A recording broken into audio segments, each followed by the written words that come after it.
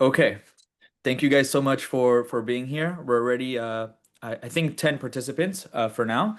So let's go ahead and dive straight into the fourth salon. So let me just go ahead and do a quick introduction. So, Edeneum is all about bridging classical political philosophy or philosophy in general with the idea of a network state, as mentioned by Balages. So, the whole idea of what we're trying to do with Edeneum is to help founders, maybe internet citizens, builders, creators, to essentially build better societies for the network state, right? And what better way to do that to begin with that by diving into the great works of the past, right? So that's exactly what we're trying to do. And today we will be continuing with the author by the great history of the Peloponnesian War, so Thucydides, and trying to bridge it with the idea of network states and, of course, what's going on in the world right now. So that's a little bit about Edeneum. We'll go ahead and actually share with you what we've been working on towards the end of the session. And also we'll be sharing a POAP, okay, for those of you who are interested. So there are people here that are maybe new to this or not so new. We're only 10. Maybe you want to do a quick introduction, just where you're from, your name, and what you're currently working on.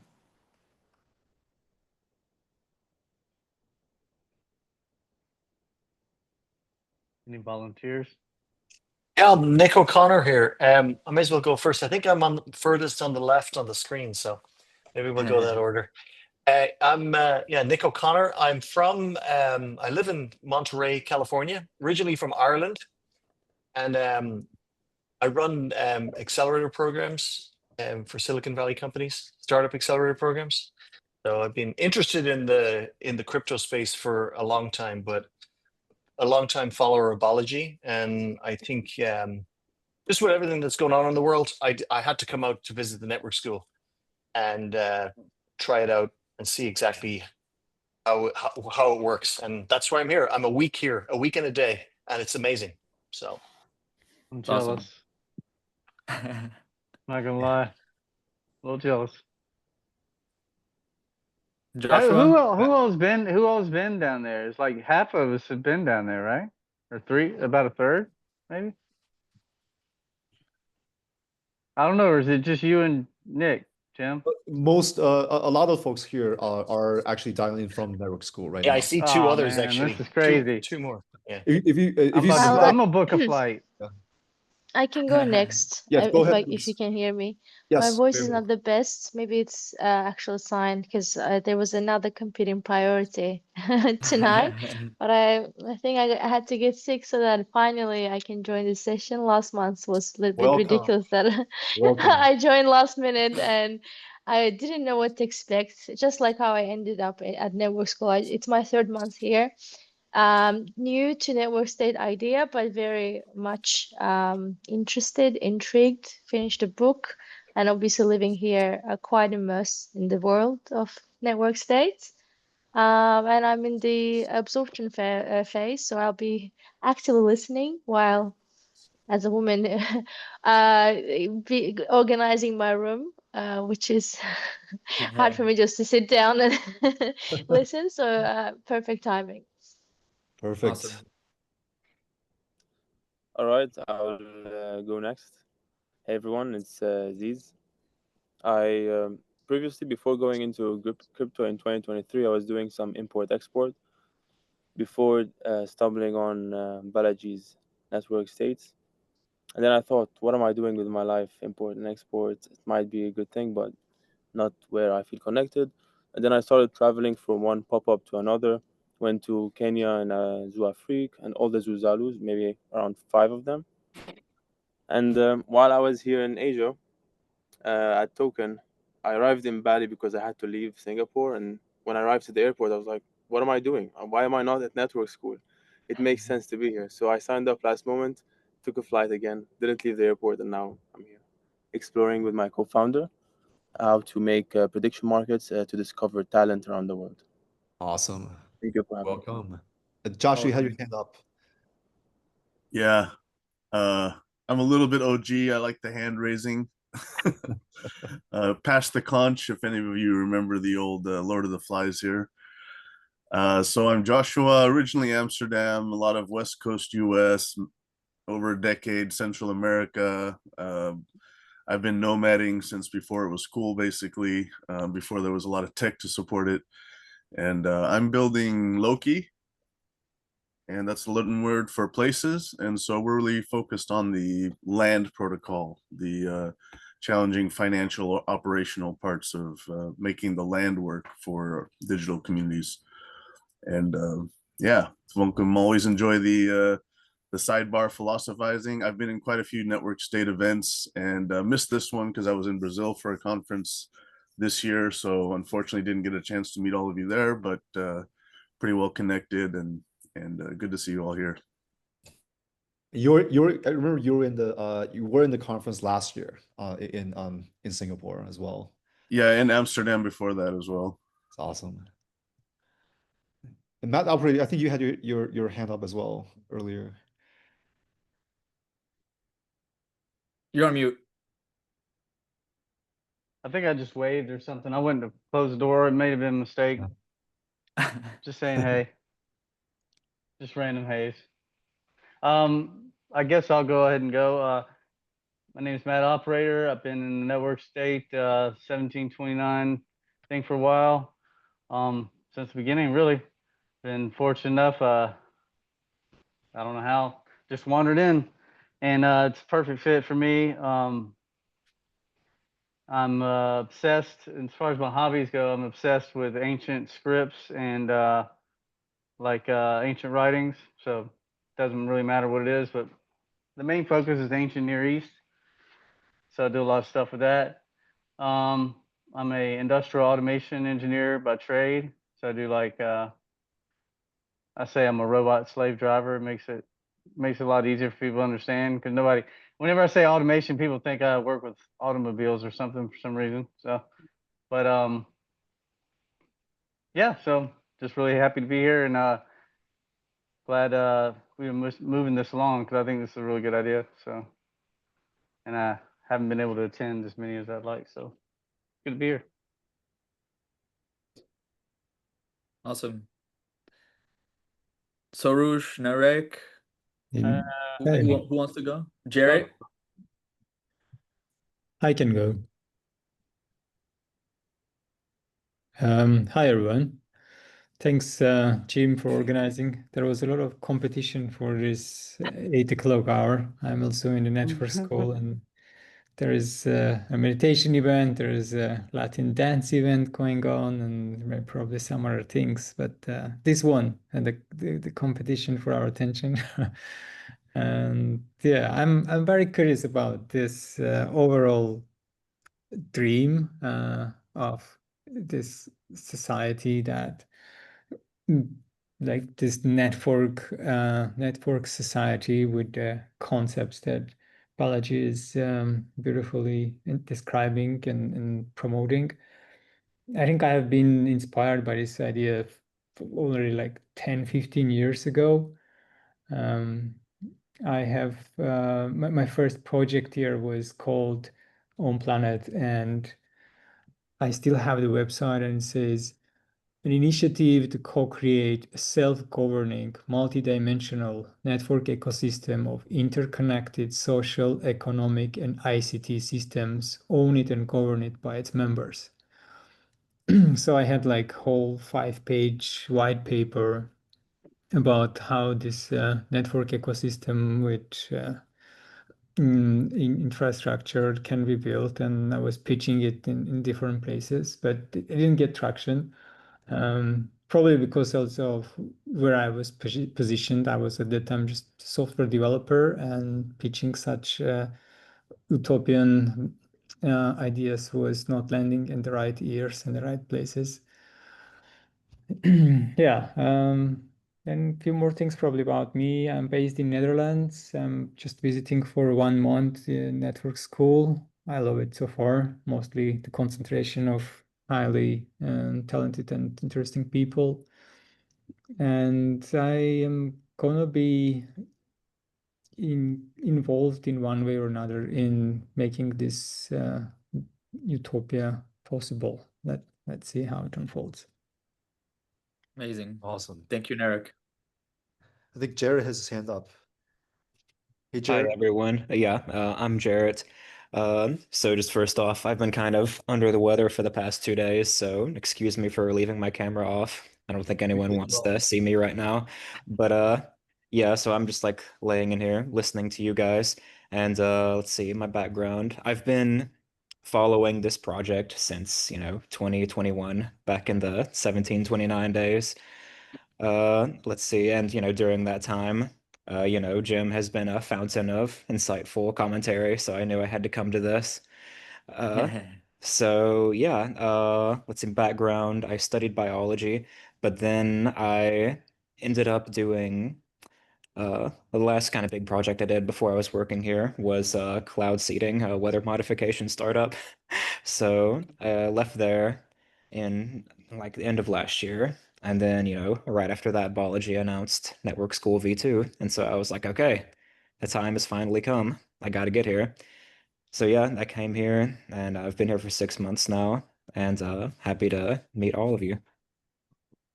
And Jared leads part of the Junto Club and the book club at the network school, I think, as well. Yes, so all of Nice. this is right up my alley. That's awesome. Perfect.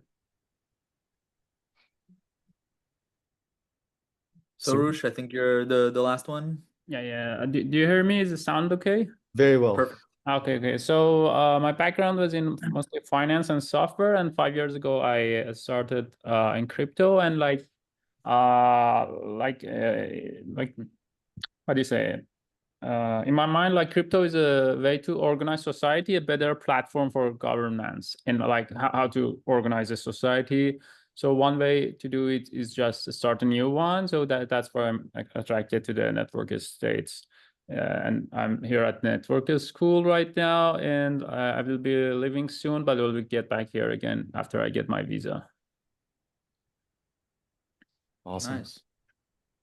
Amazing. So I think we could go and get started. Just a quick 2 words on Thucydides. So actually, Jim and I and Matt Operator, we about a couple months ago, 10 months ago, we were reading literally word by word, chapter by chapter, Thucydides. We ended up only doing book one of the history of the Peloponnesian War, but it was just an amazing, idea because essentially reading something that was written so long ago, but then being able to apply it to network states is like it just shows you how the principles like really never change, and it also relates to government, right? To politics. So we really want to keep doing this and going deeper and deeper, of course. So yeah, I think especially with what's going on in the world, the tensions between the global powers. We'll be talking about the Thucydides trap as well. This is something that is one of Jim's favorite topics. So this is something that we'll definitely be talking about. So what the way we'll do it is we'll basically take the theme, which is the Thucydides trap, and then using some excerpts from the history of the Peloponnesian War, we'll be able to go ahead and then apply it to the modern world, right, including network societies. So it will be mostly discussion. So we'll really take maybe a couple minutes just to read the excerpts and then flow the conversation from there. So the theme is, can a rise in power grow without triggering defensive responses from an established power? Or is rivalry and eventually conflict a structural inevitability?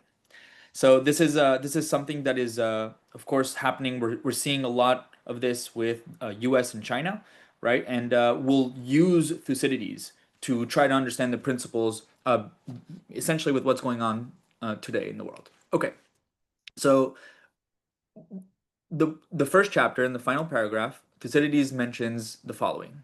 The real cause I consider to be the one which was formerly most kept out of sight.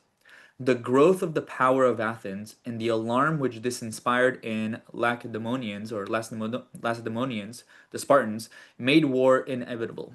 Still, it is well to give the grounds alleged by either side, which led to the dissolution of the treaty and the breaking out of the war. Okay, and now in chapter 3, in the final paragraph, we see the Lacedaemonians voted that the treaty had been broken and that the war must be declared. Not so much because they were persuaded by the arguments of the allies, as because they feared the growth of the power of the Athenians, seeing most of Hellas already subject to them. So here we're essentially seeing the essence of the conflict, which is fear, right? We're not talking about a specific action, or we're not talking about a specific type of speech. We're just looking at it from the perspective of fear. And so the first principle we're going to be diving into today is the structural fear versus the stated reasons, right? Like how far could logic, rhetoric, persuasive go when it talks about the actual conflict between two growing powers. Okay, so we'll talk a little bit more about this right now. So, Jim, do you want to read some of these points, and then we'll start the first discussion? Sure. History repeats itself. So part of the idea is that our DNA doesn't change. And whether it's the Greco-Roman times or currently during the trade war in 2025 and in the future with network states and startup societies, right? The human DNA, the base instincts are going to be there in the past, in the present, and in the future. So some discussion topics we've been thinking about in terms of what are the official reasons for conflict. Are are they theater, or are there other real causes? Is the real cause of fear of relative power shift, or is it something else? Is this fear, is it operating independently of intentions? Does it matter if Athens, for example, is peaceful or aggressive in this case? Yeah, so I think we could open up the discussion. Thank you, Jim, for reading that. So, just looking from the what's going on in the world right now, how can we use these topics, these principles, and apply it to today? Who would like to go first? Sorush, please, and Joshua. Sorush first go, and then Joshua, you'll be able to go after. So the first time I heard about Thucydides was from Ray Dalio, like 6-7 years ago, and very interesting that I heard it again. And like I just wanted to repeat what he said. He basically what he said. History repeats itself, and he has studied history, and out of 13 times, right, of superpower conflicts in the world, like around 80% or something like that. Okay, 80% of the time it led to like war. Okay, a full war. So as if we consider history and the statistics of it, I guess we have like 70-80% of chance of what do you say, conflict, like outcome, yeah, all out conflict. Thank you, Sorush. Joshua? Yeah, I love it when Jim checks me on stuff, so I'm going to throw this one out there. DNA does change, and I was going to let it slide. I was going to let it slide. I think I know we know what he meant, though, right? Yeah. Well, and the point being, within our relatively small perspectives, short perspectives on timelines, it seems like things are very constant.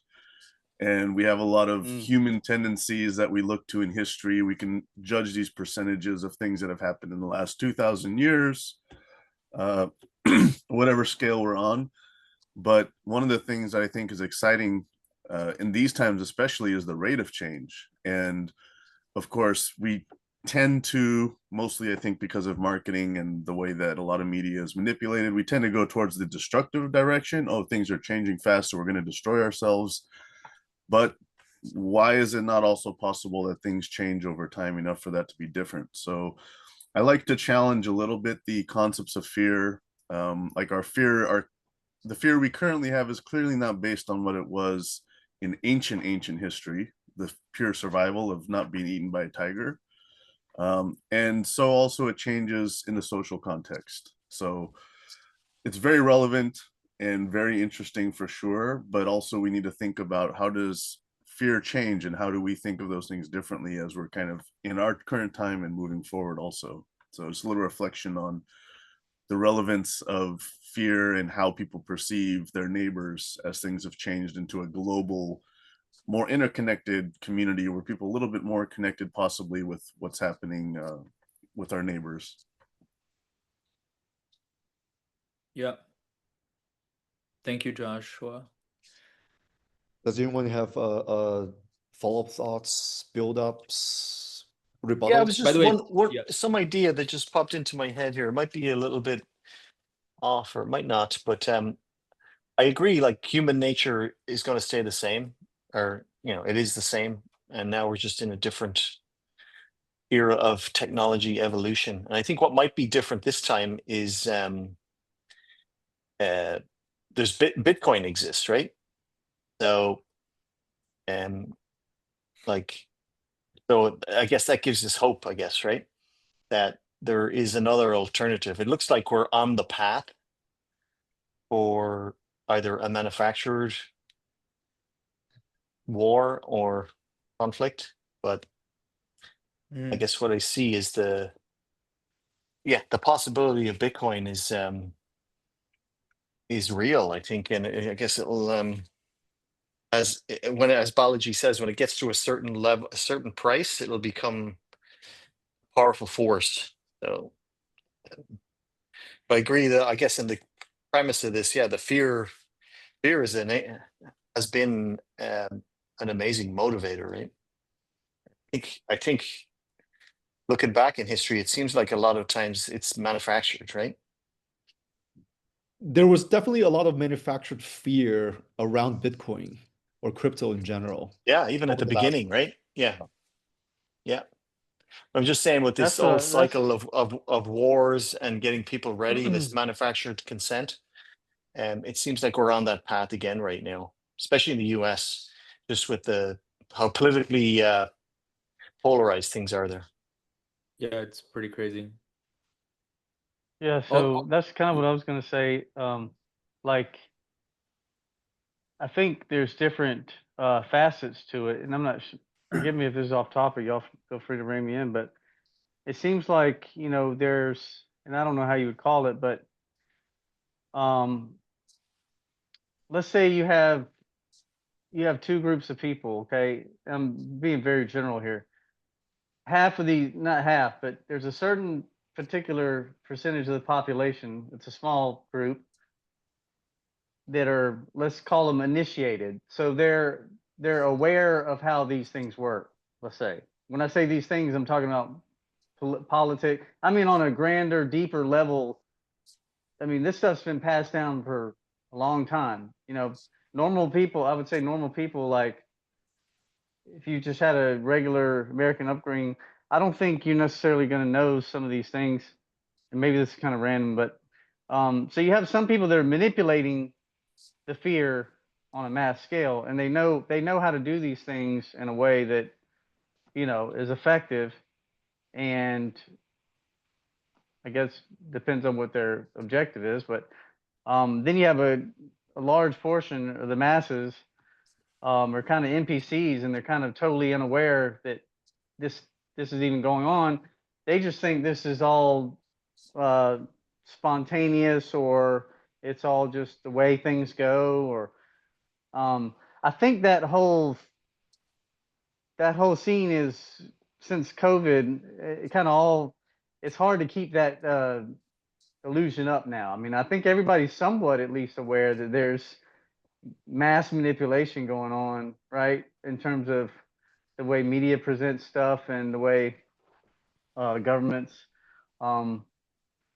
Like I was really caught off guard with the unanimity of the global chorus when the yeah. pandemic hit. That just that right there was like red flag. So it's kind of like something's going on, because you've never seen, in my entire life, I've never seen the world united on, I don't think, anything except for maybe for 5 seconds of the Olympics or whatever. You know what I mean? Like it's hard. It's very rare that you get And then with something that controversial, the fact that all the governments seem to be like really on one lockstep, like, makes you kind of, so I don't know if how that's related to this, but when you're talking about fear, you have people that are using it as a weapon, and then you have people that are just being the mark or the target of that weapon.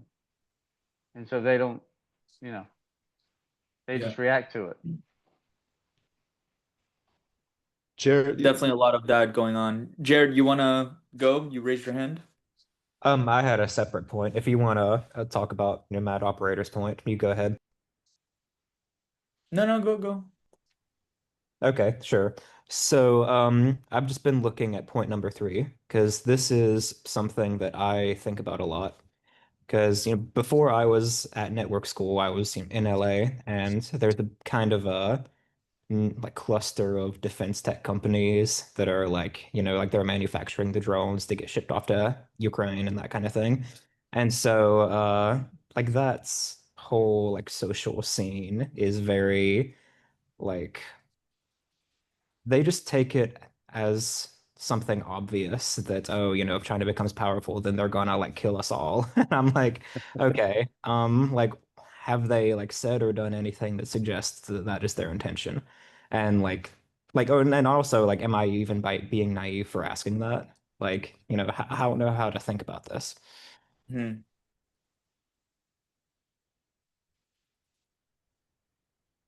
I like that you recognize the possibility of being naive. I think that's really strong. A lot of times at least I do, we skip that part. Being aware of our limitations.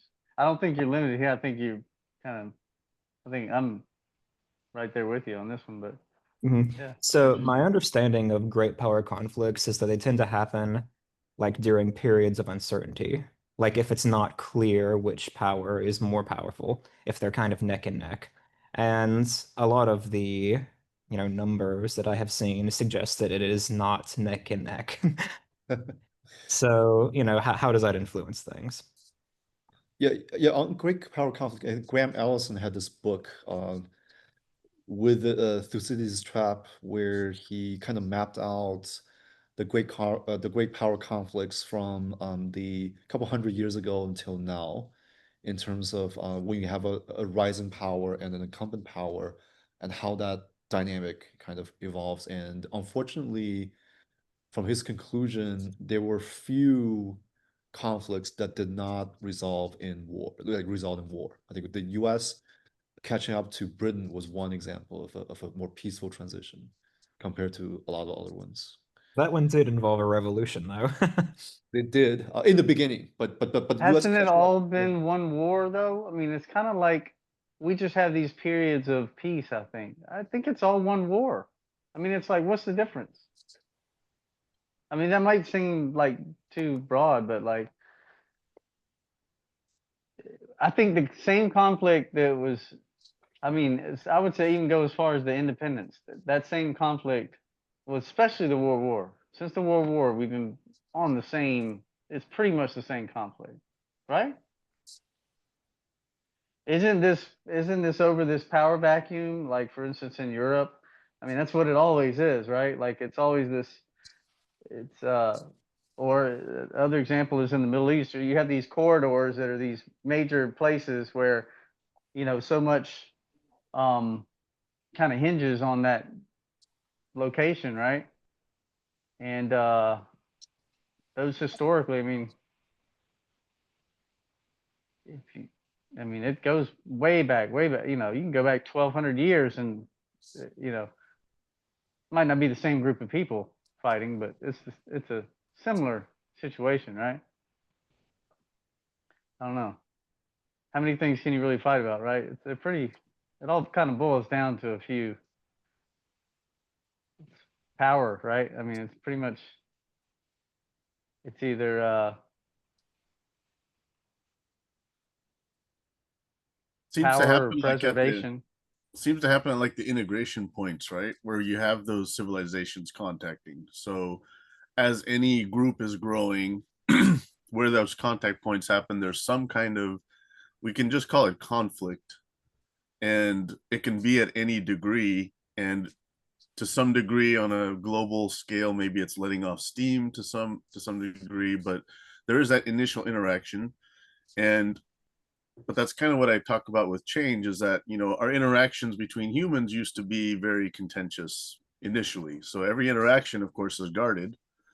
And I worked a lot in high conflict environments for many years, so including violence. So, you know, there's a contact point where the uncertainty is there, which is an incredibly important point, I think, is the uncertainty of the contact with another culture, another society.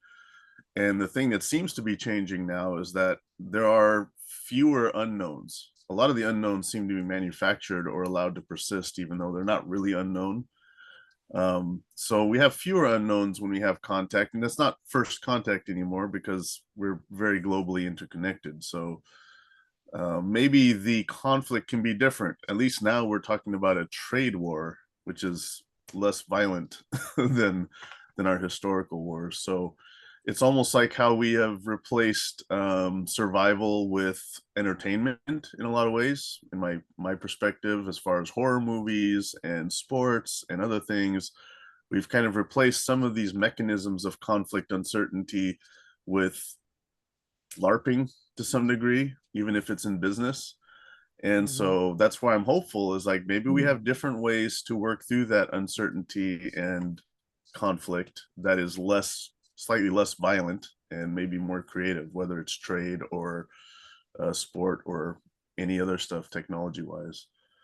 Well, now nobody can leave the room, so we're all kind of locked into this cyber. It's like this one big cyber chat called the social media or the world or whatever you want to call it. This parallel communication layer of the internet, right? We're bound to it at this point, right? We're bound to it I mean, especially with the network state, we're definitely probably more tethered than a lot of people, but like, I think that it goes both ways. So it can work for avoiding, you know, real serious risk, or it could be help you rush right into it, right? So, I mean, I think these iterations and if you look at it like an oscillation or whatever, I think these periods are getting faster and faster, right? Everything's kind of the cycles are getting faster. I think that's going to continue until it gets to some kind of breaking point or something. I actually have a question that I think could like branch into a good discussion with this, is build on top of what you said, Joshua, right? In terms of the uncertainty. Does that mean that if we're able to remove uncertainty, are we able to de-escalate, right? So someone mentioned Bitcoin, or maybe like decentralized applications like, you know, Uniswap or Aave, who are able to operate, you know, billions of dollars in a single instance without any kind of, you know, person behind, right? So if we're able to replace with code, right, with smart contracts, with decentralized applications, like we're seeing with finance, like we're seeing with, you know, all these things, are we able to do that on the governmental level so that we could actually even prevent war in the first place by removing the uncertainty, right? It's tough. And just build on what Josh had said. It's a good argument. I'm going to put a counterpoint to that. Since Josh and I always take opposing sides. On that, and to reply to Menachem's excellent question, is if we look at just the period of time from 2020 till now, right? It's almost like every year there's a new war that's started. You've got the Armenia-Azerbaijan war, which was very unfortunate. We got like drones that were flying all over the place, and I think I mean, Narek, you're from Armenia, so you know, welcome. You know, comments on that, and then you got the unfortunate Gaza war that And I'm happened. from Azerbaijan, Jim, Azerbaijan. coincidentally. So it's Wow. interesting We've we are got in the same Armenia, group. Azerbaijan represented. Amazing. We'll definitely would love to hear some thoughts on that. So you got Armenia, Azerbaijan war, unfortunate war, and then the Ukraine war. I think Jared had mentioned that, which was very unfortunate. Russia-Ukraine war happened. It's still going on. The Gaza war, Israel-Hamas, that fortunately is now under ceasefire. And then this year, right, we've not only experienced the two phases of a trade war, but we've also been experiencing, we've seen a war break out between two nuclear powers, right, India and Pakistan. And then we've seen the Israel-Iran conflict go into a war, and you know, I was very worried when it was Menachem is in Tel Aviv, and it was, you know, but it's you know, very unfortunate that, you know, things are things are happening, and things can escalate very quickly in this decade. It's like we are in a decade where the powers of destruction, the mechanisms of war, and the ability for destruction is arguably higher than any time in history, per se. And yes, we go through times of peace, but then when these things happen, they can escalate very quickly, and the ability to destruct, unfortunately, is due to technology is much higher than any point in history. Like during the Peloponnesian War, right? The worst thing that could happen was a column of Athenians and a column of Spartans, and they meet. It's unfortunate, but mostly it's during the late Bronze Age and Iron Age. It's only the front line, but nowadays the capacity of civilian destruction is significantly higher, and it's very unfortunate. No matter what side you pick, politically speaking. And then to answer like Menachem's question point, I will argue that it's hard to even if you kind of eliminate some of the uncertainties in any events, um, it's really difficult because some of the conflicts are more structurally ideological in a sense. It's almost like side A and side B. Athens and Sparta are having two entirely different world views, right? Armenia, Azerbaijan, different views. Russia, Ukraine, completely different world views in terms of the same event happening. It's almost like a chicken and a duck talking. They don't talk because it's hard to understand. You know, the U.S. China, right? Israel, Palestine, right? The all these unfortunate events because the two sides are not talking. And even if they talk in different languages, right? With the trade war phase 2 happening now, if we read what is posted in the U.S. versus what's posted in China, these are two completely different narratives of the same things. And that's very hard to kind of de-escalate regardless of whether events are predictable or not, because the nature of the conception and the cognition are completely different. I don't I think think that. that's a yeah. Go ahead. Sorry, I was going to say, Jim, I think that's a good way to frame it. Actually, to kind of frame it like that, where people are speaking different languages. I actually see that in the U.S. right now as Oh, well, definitely. between different political parties, and Democrats and Republicans, definitely. then if you kind of one idea that popped into my head when you were talking that we might have discussed previously is, you know, you think technology is upstream of culture and politics. You know, so with these new sets of technologies coming online, like AI and Web3 and Bitcoin and all that, that the propensity to even polarize this even further is there. It's actually Oh happening. yeah. And if you think of the two end states are either, you know, completely uninhibited innovation, like the two poles, completely uninhibited innovation, or totalitarian world government, right? And I think some of the kind of the narratives around completely open innovation around AI are so scary that people are thinking we do need some more regulation and how to slow it down. So it's I can see just from talking to people that they're kind of more open to totalitarianism. When you just for safety, And you even see it in Europe right now, where people are speaking more positively about China, using China's products. It's actually even debatable whether China is totalitarian, right? I guess it is. But you see, I guess you just see these narratives, right? And it kind of leads you to think that, as somebody said earlier, most people don't think about these things as much as we do. They're just NPCs. So it tells you that we're most likely to head in the totalitarian world government direction, right? I'd be interested to get Historically, people's that's the way it perspective goes, on that. right? Yeah, historically, I think that's. I mean, if you kind of look at the ebb and flow of it, we're kind of in that. At least this is the way I feel. We're kind of in that like late Bronze Age place, like where you have this new technology coming up, and you're gonna have these power vacuums, and it's basically Game of Thrones. However, that's a show, obviously. I don't think in the real world it's a little. I don't think it's it's not everybody vying for this throne necessarily. Um, but you have different factions with different interests. But I think historically, the little guy has a pretty good chance, right? Like,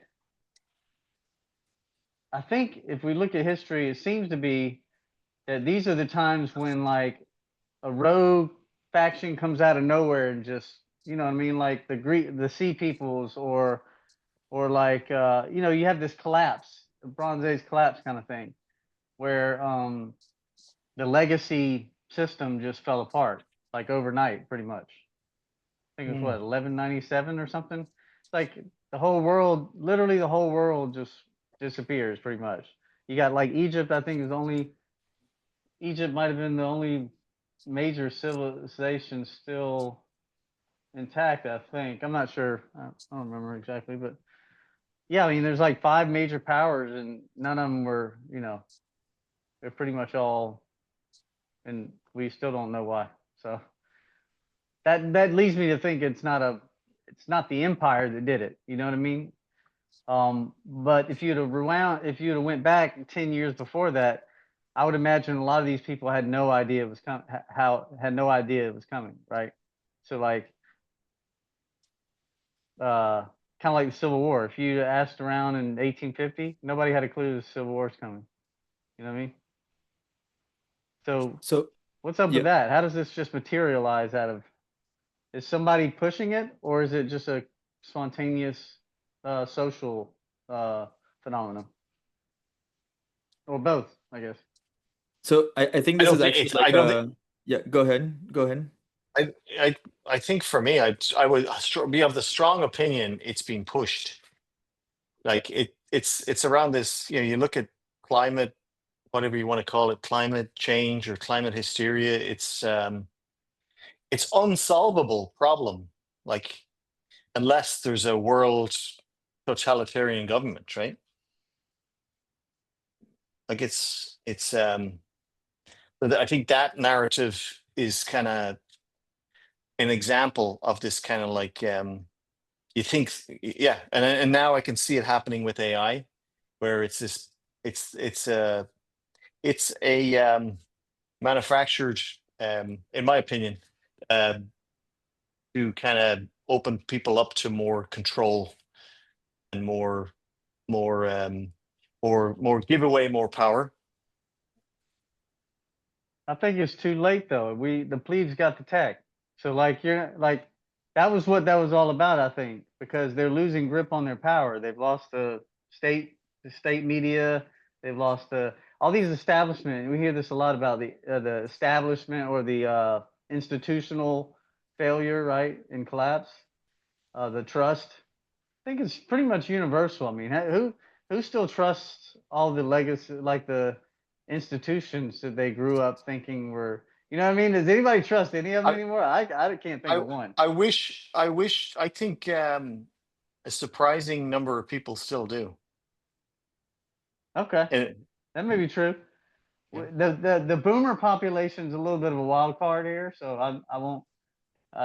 But and I don't know the new generation that well either. So, but I know my generation is pretty much unanimous on this. Is like, of course, we grew up in the grunge era, so it's nothing new to us, right? Yeah, I think Josh had a point about institutions, trusting institutions. You want to elaborate on that? Yeah, I would say that there's still a lot of people that trust institutions. Maybe and there's a lot of different institutions. So I think one point that's important to remember is comparing technology or totalitarianism. And Jim was kind of speaking to this a little bit. I think it's like, let's remember culture also. Culture is actually another element here that is a constant theme that runs regardless of the conflicts. So culture emerges from the conflicts, it contributes to the conflicts. But culture is another element, and that's more of the human element here, and then culture evolves as well. So the culture is changing to not trust institutions too much, but that's the long game. Culture is a multi-generational shift, and the powers in place. The U.S. power is still just a teenager in the world scene here. So most cultures are growing up, for better or worse, and I think we can keep growing one way or one direction or another. It's actually an amazing point because we'll see how Thucydides actually brings about with one of the speeches, one of the most amazing speeches. We'll see how the different culture aspects of Athens and Sparta basically led to that. And that's actually going to be the second part of the discussion. So Joshua, that's an amazing comment. So before we go into the second one, I thought this was actually yeah, go ahead, Nick. I was just asking on institutions, does anyone have an opinion? Like, what's the most trustworthy institution that they can think of that they trust? I'm just curious. Ethereum. My people. My church. My people. Oh, give me like a tangible institution. Like Ethereum Foundation. Okay, that's decentralized. That's a decentralized one. I'm just wondering of the legacy or existing institutions. Is there an example of one that people have conviction that they have trust in, or? I think there are a lot of people still trust the church if you're deeply religious. I trust the Bible, dude. The Bible's getting more legit. I thought it would go the other way. Well, you man. trust the Bible, but the church is different to the Bible, right? So Sure. Right, but the Bible's an institution, right? It's more, I think the Bible, because the Bible's not going to move. The church kind of is hard to pin down, right? And what we mean by the church, we all kind of know what the Bible is. Yeah. Okay. I was hoping to explore that a little bit. Can we also argue that trusting might be, I can trust negative actors to be who they are. I trust my observation of people and institutions to function in a way that they have functioned. Yeah, I think our faith is in our convictions, right? I mean, it's in our experience. I mean, we're not talking about blind faith here, right? We're talking about trust based on our relationships and our experience and our history. Like it'd be, I mean, that's the problem is, see, when I say something like, I trust the church or I trust the Bible, if you didn't know me, right? I'll tell you how I would react if I didn't know me. I'd be like, who's this guy? This guy's an idiot. You know what I mean? Like, but because you might assume that you come to that, it's just like, oh, my mom told me, or this is the way I grew up in this religion, and it's this religion that I've become accustomed to. You know, are you? I'm just curious. So when you say you trust the church, is that the Catholic Church, No. like the Vatican? No, or definitely what? not. Definitely Church not. The Can you church say what church it wouldn't is? be a denominational. It's more of an abstract. It's all of the people that serve God. Okay, Essentially, I get you. I'm talking genuinely about like serve God. because I guess I was born Catholic. I think there is a revival in Catholicism, but do I trust the absolutely. Catholic? Yeah. Do I trust the Vatican? Hell no. It's a human institution that's got corrupt over the years, right? So Right. I guess my point of exploring this was like, is there an existing human institution that anybody has a lot of trust in right now? Do you trust I would Swift love if to you know. transfer funds? I hate them. I don't have a better. Bitcoin, Actually, man. But you still I've trust them, started. Bitcoin right? institution. No, I actually started. I on this trip, I've started using my crypto wallets, and I just love it. I smile every time because I'm not getting screwed on fees. Like I get ATM fees and exchange rate fees. So So you I don't sent a clip for like like it, but you still 70 trust that if cents, you man. send the I money don't to have an the option. system, it will deliver. Well, I use them because I don't have an option. And I've already kind of switched over. I'm at the network school, right? But Yeah, man. I, Living the dream. but I guess yeah. Anyway, it's just interesting. If there's anybody that I would like to learn, maybe there is an institution out there that is trustworthy and that people trust. Yeah.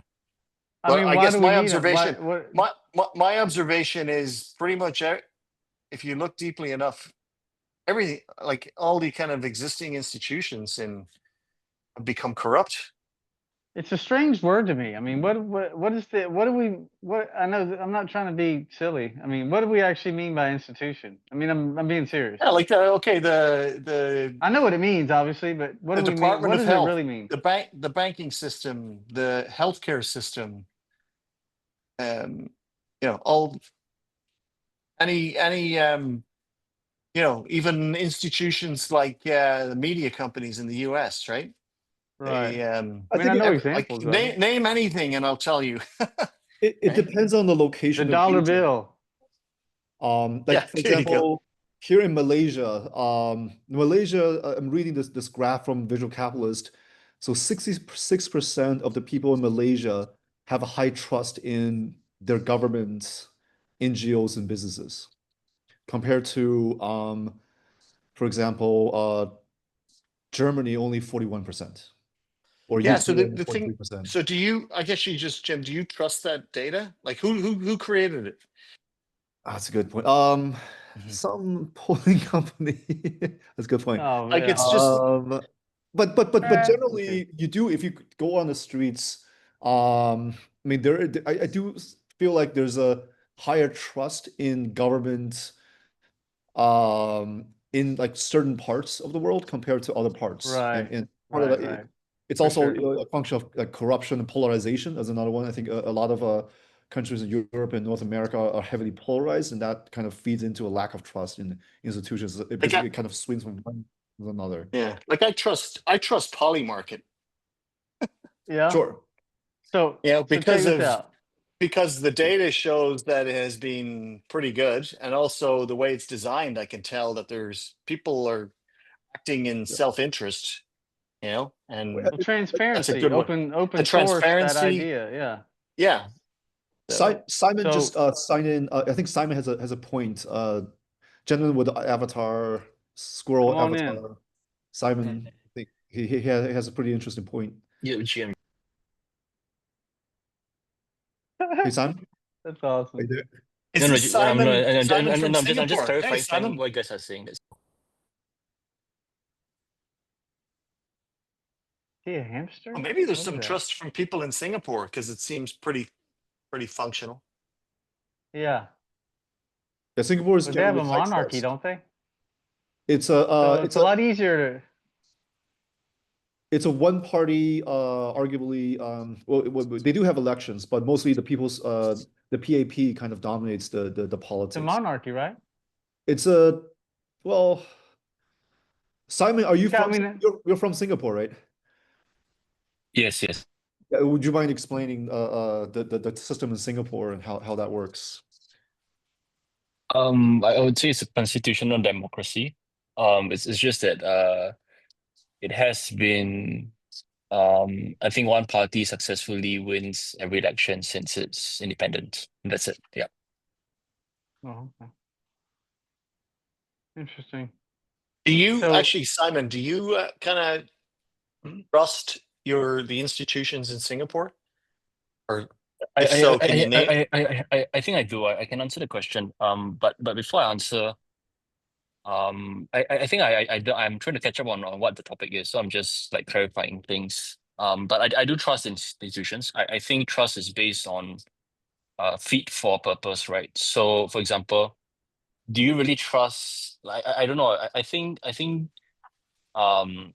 it's something unimportant or if something where you have recourse to it. So, for example, um, like you would trust buying an expensive property in a jurisdiction with strong private property rights like Singapore, like Switzerland, like the UK, or like in EU, even though it's overpriced, it's objectively overpriced because you trust that there's legal enforceability to those rights. Okay. But for certain things, like let's say, do you trust that your friend's recommendation for food, right? It doesn't really matter, right? Even if it's wrong, you just have a suboptimal meal for that day. So it's like you don't have to verify. You don't need him to. I mean you could. I think most of us would.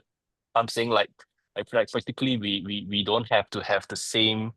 I think what you trust, I think how you place your trust on things, the level is based on fit for purpose. So what's the purpose of trusting it? And what are the You need to consequences? trust your What's the parachute. recourse? You Yes, need you to need to be able trust to the trust the parachute. parachute. Right. Yes, exactly. Hey guys, let's So, move on to the next. I think, but Akim, okay. you have another I just section. had a quick. Yeah. Oh yeah, go ahead. Go Yeah, ahead. it's fine. Yeah, just because of time, Yeah, that's you know, cool. we only have 25 minutes left, and we could talk about these things, you know, No, well, I'll for catch up with you later on it. Yeah. for a long time. So before we go into you know, the second part of the discussion for the last 20 minutes, um, first and foremost, I mean, I think just to weave everything, you know, in terms of what everyone was saying in terms of the media, totalitarianism, you know, all these things. I think the a good response to all these things would be a network state, right? Where you'll be able to have that technology, but at the governing level.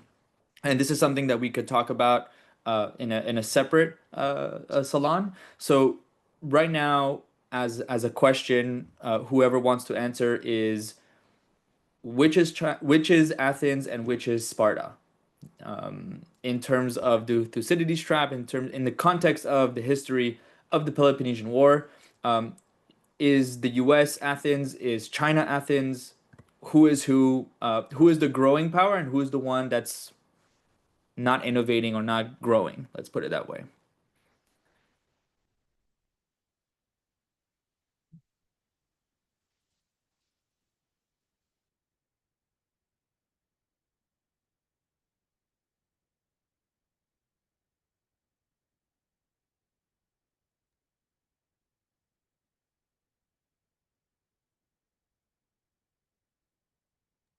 The case of America and China is actually kind of difficult. There's a lot of mixed signals there. Yeah, you can pretty much make a case for either in terms of to a certain extent. I mean, you pretty much like draw similarities with either side. In Athens and They're Sparta. probably so intertwined. They're probably so intertwined, though. I'm not sure that, you know, that's Who another thing. Like, how does that work, right? When your economies are so, because at that point, one has to totally dominate the other, or they just have to stay put, right? Like, To be fair, Okay, so just to go to the Thucydides trap definition because I presented it here. yeah, I'm sorry, help And me out guys, with that. don't feel bad if you want to do right now research or use AI, whatever. Like this is like the whole point of this is like really also to learn, right? So it's not only about discussing, What are but you guys looking at? can you guys look You at had, my screen?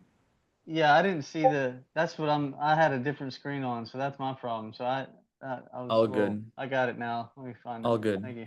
Yeah, so this is the definition of the Thucydides trap. So the Thucydides trap is a concept from international relations that describes a tendency toward war when a rising power threatens to displace an existing dominant power as the leading global or regional force.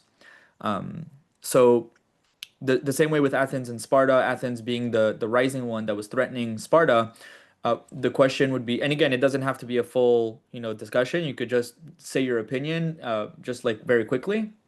Who is the rising, who is the Athens, and who is Sparta?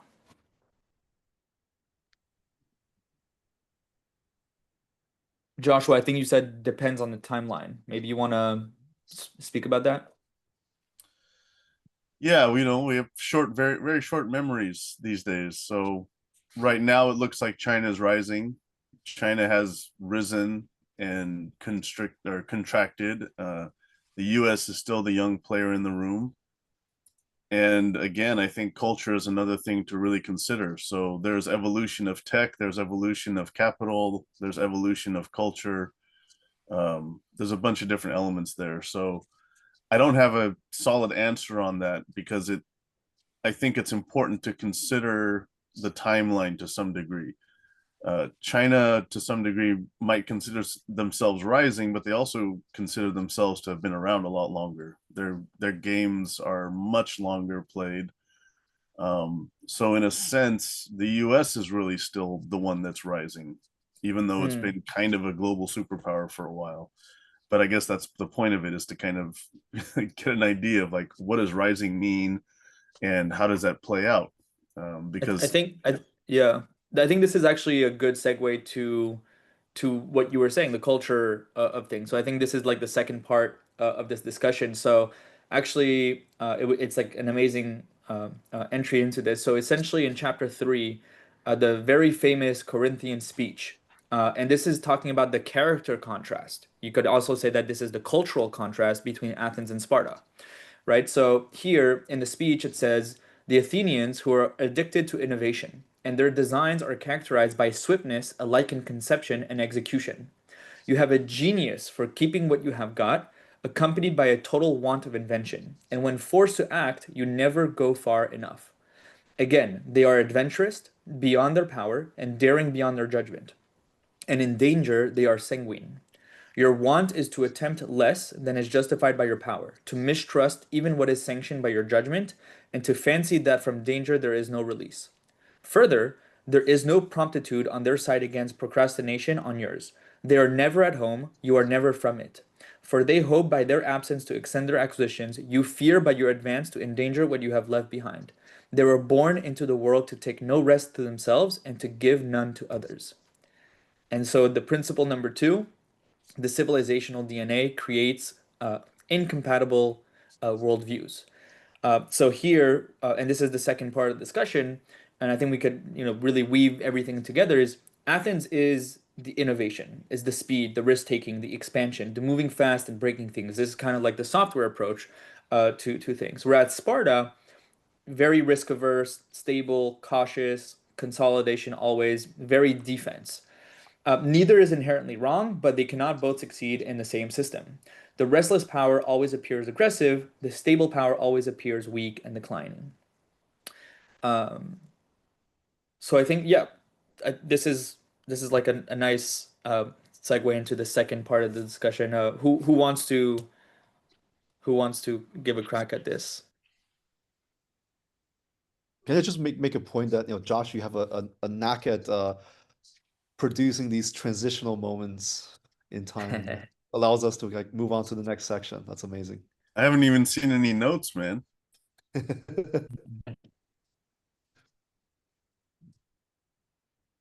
So who wants to talk about the cultural contrast?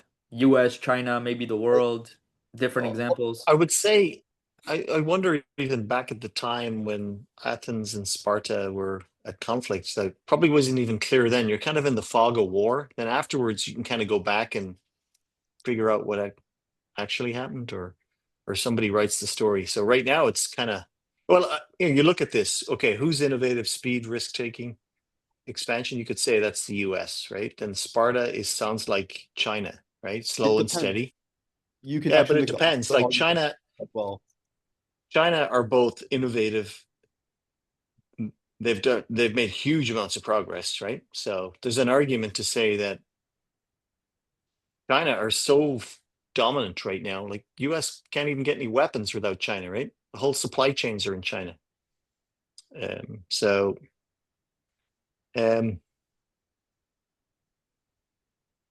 you could argue it multiple different ways. I think Jared, you want to say geographically, something? though, Yeah. geographic. Okay. Yeah. Yeah, sure. So, looking at this, it feels like kind of like points 1 and 2 when you apply them to America and China, they sort of conflict with 3 and 4.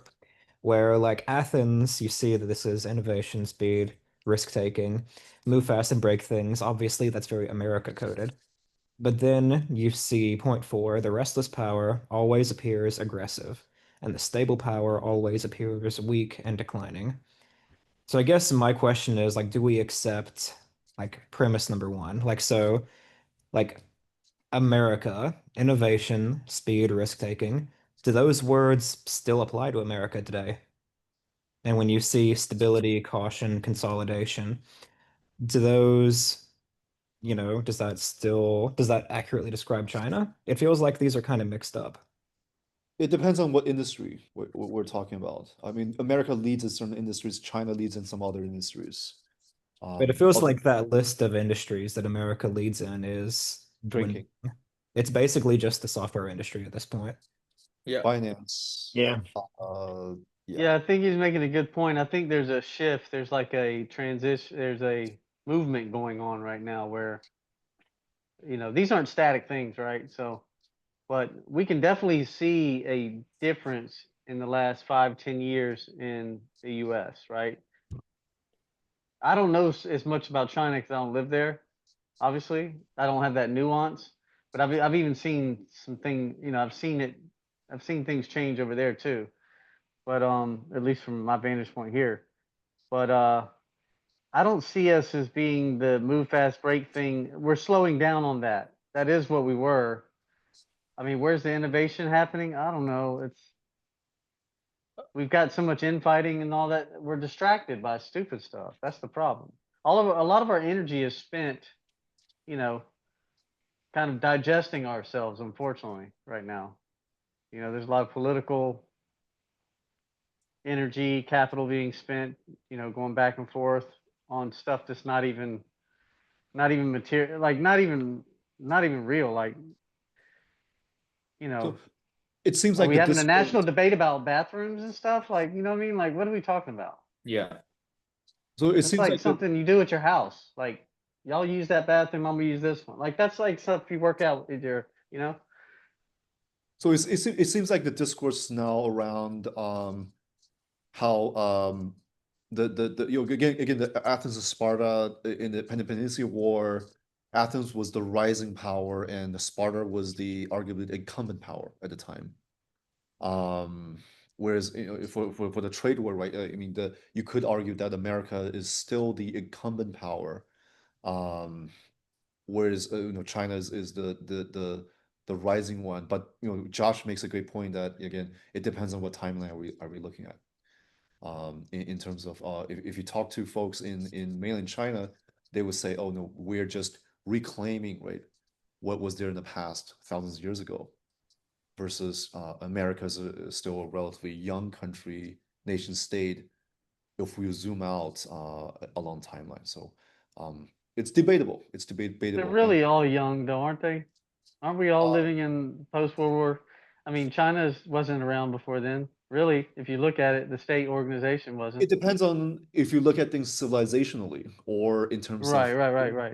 Like socially, there's some carryovers, but Sure. if you go the ancient traditions, that right? I mean, I don't know. Y'all would know more than me, but like the ancient tradition, you don't see that. I don't see that on display in communist China, or I don't see It's any actually sort of culture. reviving a lot of the Okay, Confucianism and stuff. It's reviving there's over the interest last here. I know that. there's been a significant revival of that's like going back to traditional culture Yeah, that's good. and Right. Confucianism and all a lot of those things. I I think think we'll see a lot of that. Nick and Simon, I I think think you had some points you want to make. Nick, yeah, I was trying to share a link to Balaji's latest tweet just a couple hours ago, and it's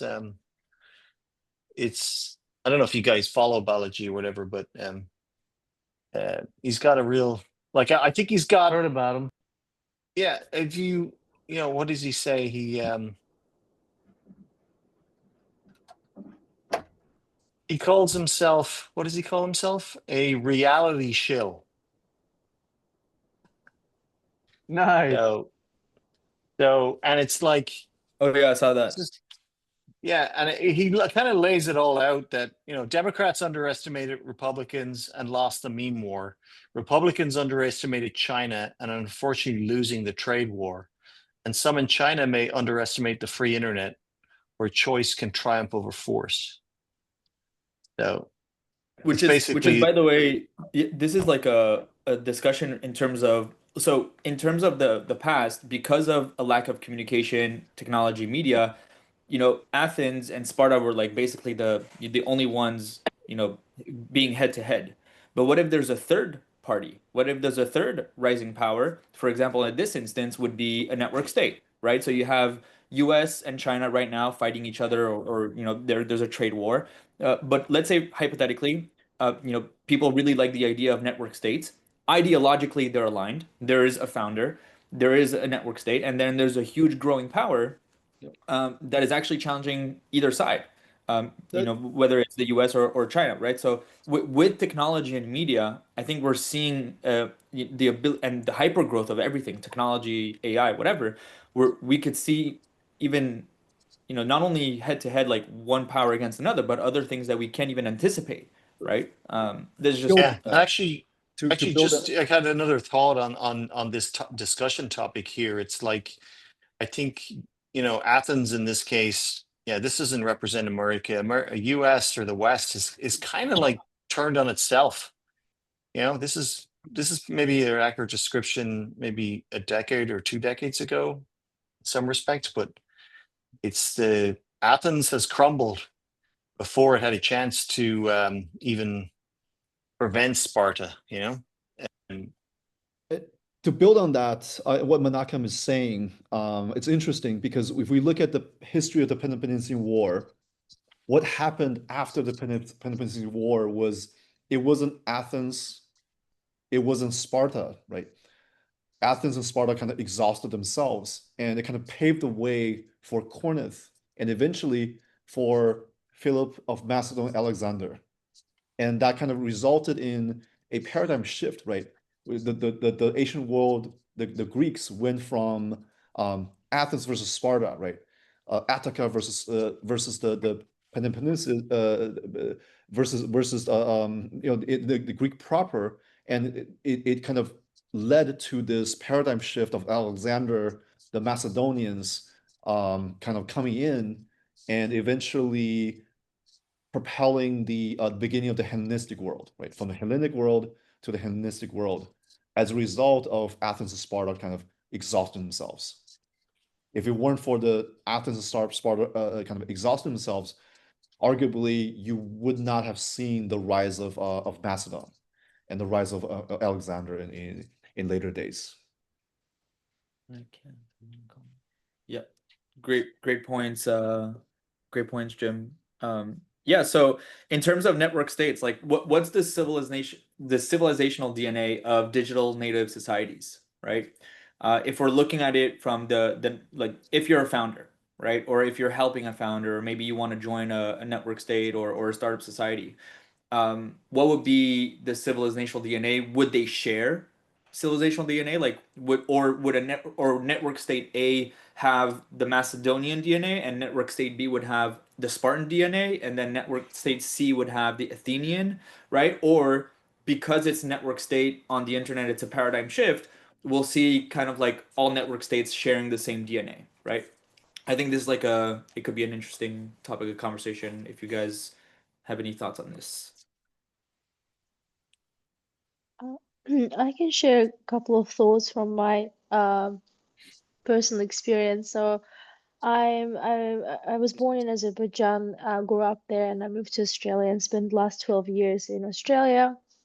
And coming to network school, I do consider myself being cosmopolitan enough to get along with a lot of people. But what I'm finding out actually lately that um, we briefly chatted with sorry, I missed your name. Our Armenian friend. Narek. Narek, yes. And actually, last month I had another Armenian girl that I met here, and it's just so interesting that our conversations and it's not obviously network school attracts very intelligent people, but there is certain DNA that you get attracted to on a deeper layer. Maybe on a if it's network schools or states are about, if it's about like business progress, etc.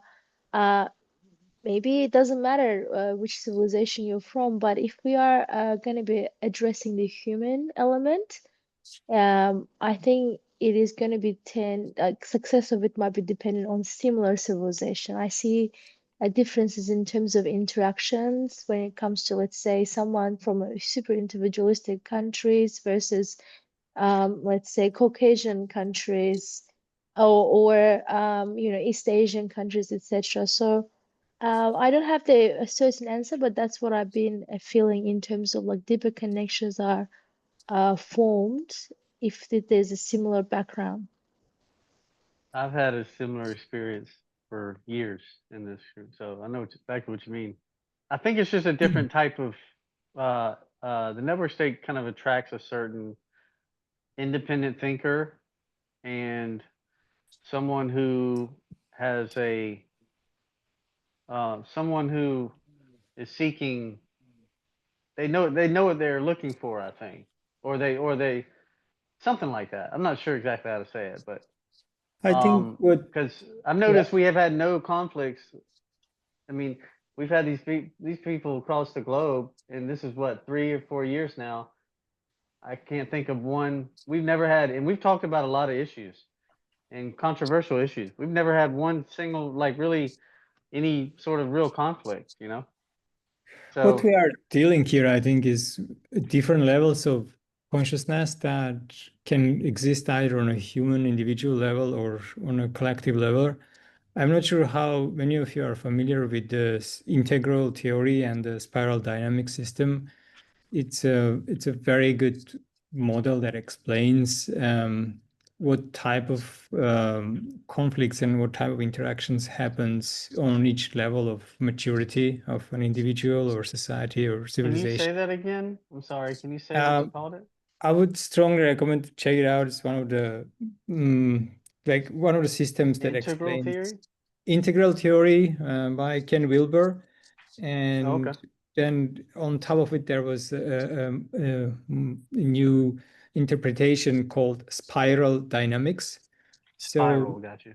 yeah, so how it explains things is that like society exists on at least like 7 layers. There can be more, but we are now dealing with the first 4 or 5.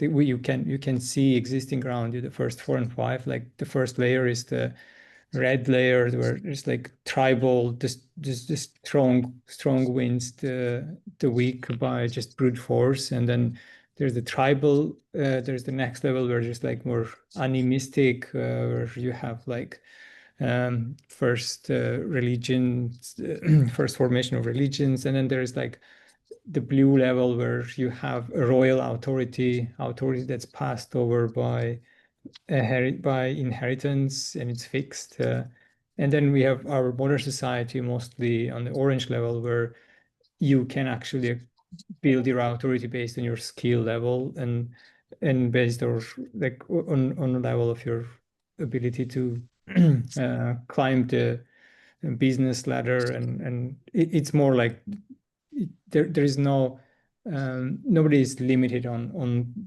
the fact that where they are born, and they can just climb the hierarchy. And what's happening here is that on the next levels the conflicts are quite different, and we function more like as networks, and we mimic more nature than on the earlier levels.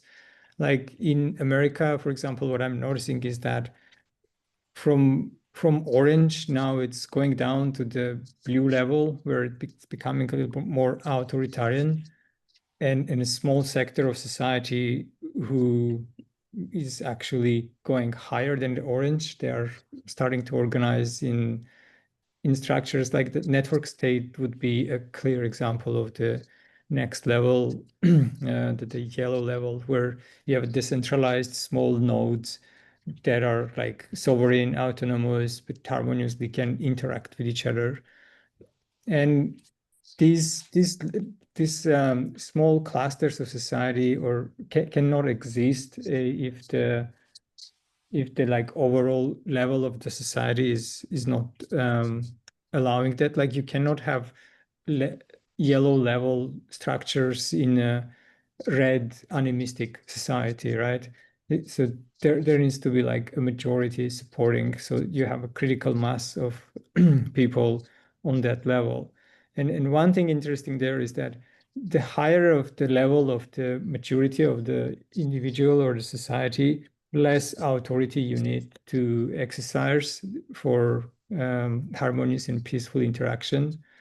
If you look in groups that you have been engaging individually or even in a societal level, the lower the level, the higher and more brutal force you need to exercise to keep control.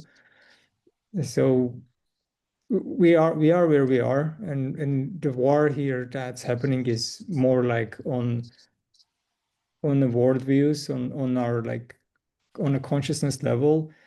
It's an information war to convince you what's the consensus level we have in convincing people that war is normal, that there is some scary neighbor there you need to go fight. And the more convincible people are, the more war we are going to have. And we are collectively going to make a choice to mature, go up on the spiral levels, or stay where we are. And nobody can guess what's going to happen, but individually we can make our choices. I'm not sure I'm giving a good tribute to the system describing in this very short timeline, but yeah, Pretty check good. it out. Thank you for the Yeah, that's good. authenticity. That's good. I appreciate that. I think Simon and Sis had some points they wanted to make as well. Simon and Sis. Right. Yeah. So essentially, I think what the civilizational DNA is, I think how I would say is that digital native civilization, we have the tools. We crack the monetary layer. I read up on it before. I think there's certain pillars for statehood. And I think crypto solve the most important one, which is the economic and the monetary system. And that's why once that the issue is solved, digital natives are incentivized to swarm to the states that they identify with first digitally. So I think NS and was first a digital state, and then today we have physical states and physical startup societies. And so what's the difference is that previously we have the internet since a long time ago. We have digital states, right? We have things like Facebook groups, we have WhatsApp groups, we have Reddit threads. The reason why is, I'll give a real life example. It's like if you join certain art groups, let's say I had African artists request for me to pay them for their services before, but because there was a paywall or there was it was quite difficult to pay them, right? So I was more incentivized to use Indonesian artists. And I think crypto solve the monetary layer, and which makes the internet much more enjoyable and much more organized, and that's why we have it today. Yeah.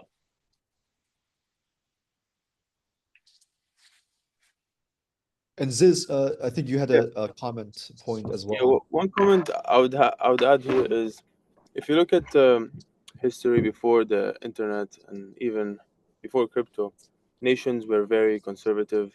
I'm originally from Syria. When I was young, everything was super Arabic, and not people wouldn't really listen to English music as much as today. And today I would go out with friends. Even if I meet my Syrian friends 10 years later, we would be catching up and I would be speaking English. They would be hearing Joe Rogan podcasts. And if you think about it, you see how this internet layer can unite us on a different collective thinking or level of consciousness.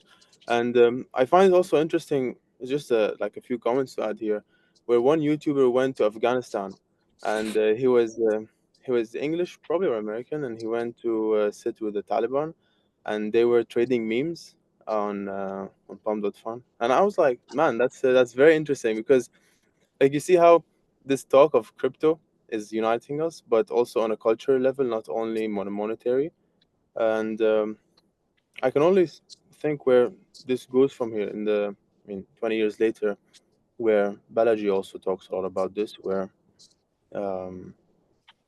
like you mentioned, Nick, how the Republicans are missing out on the war with China, the trade war, and then China is missing out now on the free internet, where we all have one common language and one unified thinking. But do you guys think beyond that we will have different branches, just like how there are different subreddits, and different thoughts about things, or how governance should be structured? Do you see a future where network states can adopt these subreddit uh, opinions and then branch out from this book that we read and we started pushing forward? And even after the white paper of Bitcoin, now we're all united on crypto and monetary thinking. But where does it go from here 20 or 30 years later when this becomes established?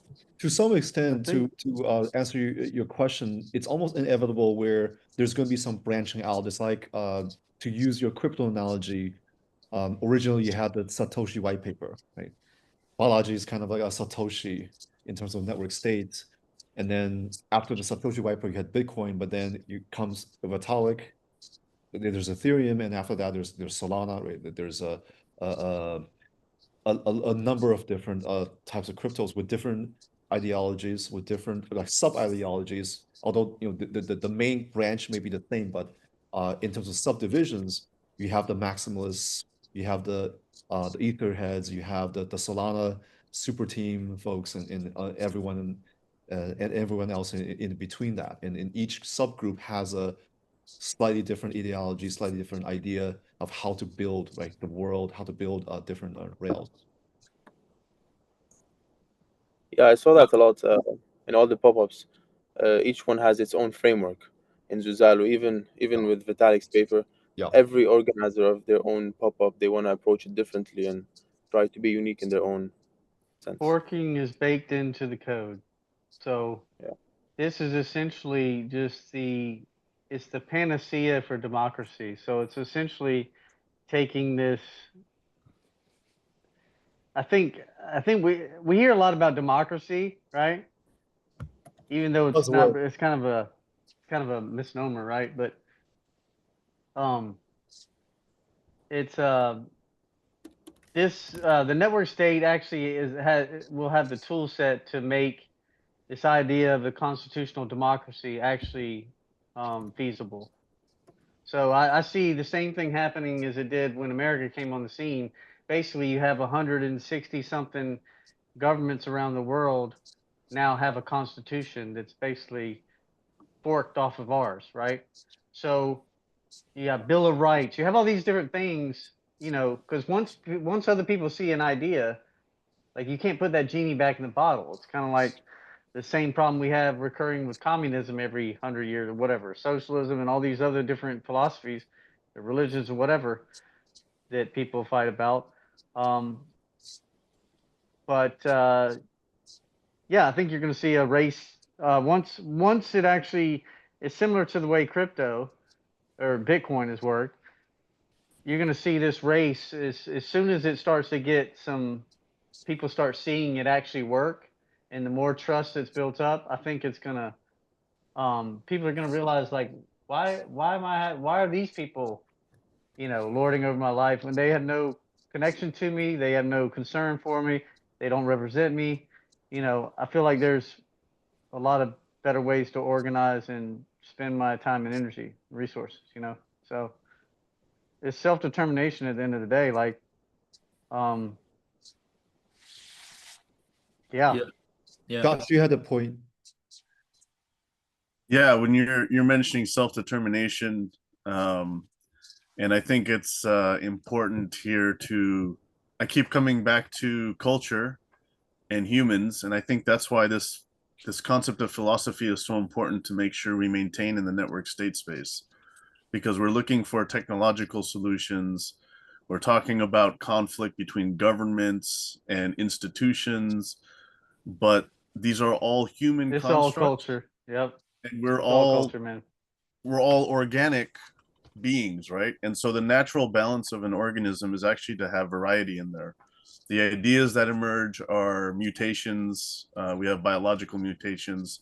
We have consciousness mutations as well, I think. So I think, yeah, there's always going to be diversity because that diversity is a critical part of how organic environments operate. And there's obviously some people, even within this movement, within Never Die, that are just kind of taking the humanism to a trans something space, trans technological space. But this is the important thing, I think, to maintain and understand is that we are humans and we function at an organism level as well. And so there are conflicts, there's growth, contraction, and all these things, but this is very dynamic and it can be something different, and it is always going to be something different. So I like to just keep bringing that back to the humans. Even when I'm Good talking point. about AI, I was just speaking on a panel about AI, and if we're creating solutions, it has to be human-based solutions, and we have to be thinking about the consciousness and individual perspective there. And so really appreciate you. I have to jump off in a minute here, but I appreciate you bringing in the philosophy here, because this has to be at the core of it more than even what the tech or the governments or the institutions are about. That's exactly what we're trying to do at Edeneum. So thank you, Joshua, for those comments. Josh, if you want to leave, you can. All good. Thank you for joining.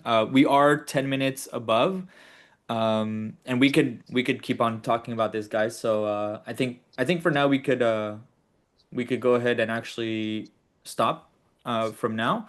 Actually, just as to show you guys what we've been working on with the Edeneum Codex before you guys go, um, if you guys are interested, you'll be able to have access to this codex. So essentially, what we're trying to do is have like a very nice, organized list of documents, reading lists, all the way from philosophy, history, like really anything that's required for building a network state. If you're a founder and you want to create your own network state, startup society, or whatnot.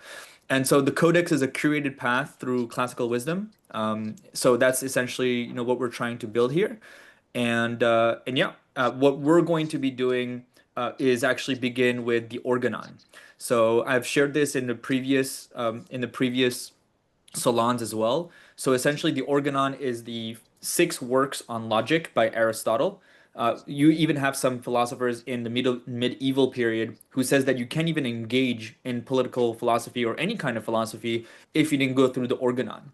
Actually, the organon, if you look at it specifically in the prior analytics and the posterior analytics, which is book number 4 and 5, or 5 and 6, is actually the creation or the written down formation of the first principles.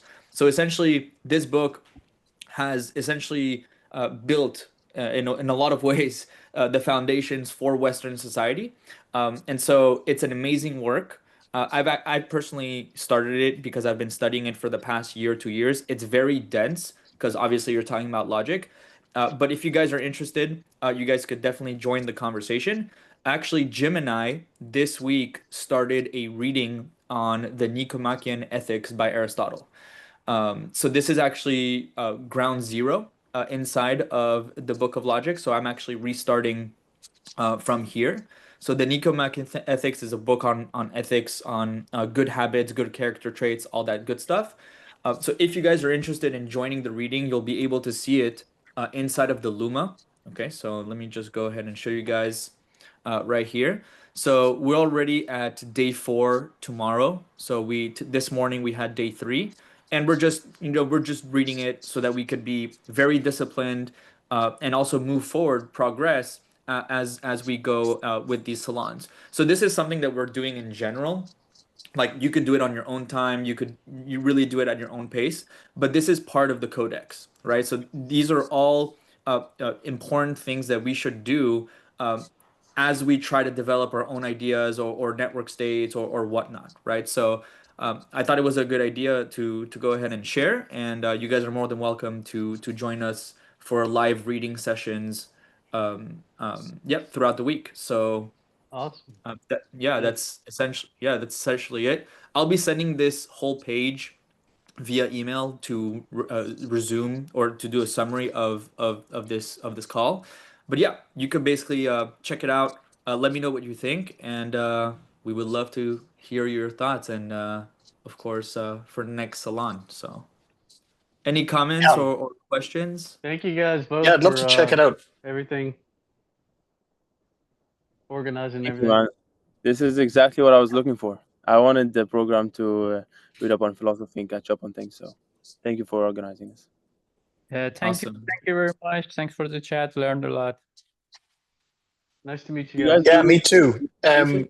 Yeah, I'd love to follow up if on the links to the information you just shared there. Absolutely. Thanks, everyone. Thank you. Really Good to nice see you all. conversation. Curious, how often do you guys do this session? With the salons themselves, we do it once a month. But we're trying to we're trying to do things a little bit more day to day with the reading sessions. So if you guys want to do that and join us, you can. You could also do it by your own pace, right? But everything is in the Edeneum calendar on Luma, and you could just follow up and see what other events will be developing. So yeah. Thank you. All right. Great. Sweet. Thank you so much, everyone. Thank you. Thank Thank you you. guys. Thank you, guys. See Take you. care, guys. Have a good Cheers. night.